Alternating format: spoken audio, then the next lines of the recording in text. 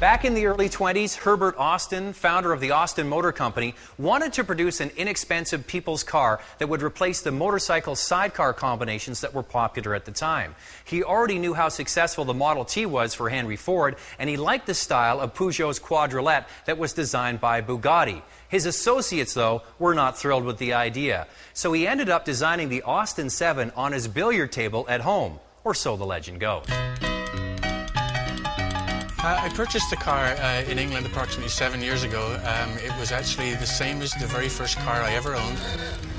About 250,000 of these were produced over 16 years. There was a saloon version, a hardtop version. This is called the Chummy. It's a four-seater, and you're very chummy with the person next to you. Two-seater sport model, and also a supercharged racing version that broke some speed records. I purchased a car in a small town called Bradford-on-Avon in England, which is very close to a city called Bath, and then shipped by sea to Vancouver.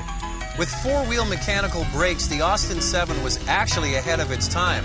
However, the rear brakes are operated by the foot pedal, while the front brakes are operated by a lever. The austin7 was launched in 1922 and cost 165 British pounds. Keep in mind, a mid-sized family car at that time cost about 500 pounds, so the orders just started pouring in. The 7 was so successful that licensed knockoffs were built in other countries. In Germany, BMW called theirs the Dixie.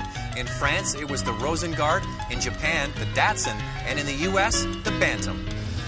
It has a tiny four-cylinder engine with 747 cubic centimeters, producing 10.5 horsepower. I guess that extra half horsepower really counts when you've only got 10.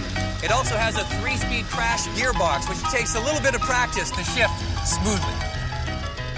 Yay!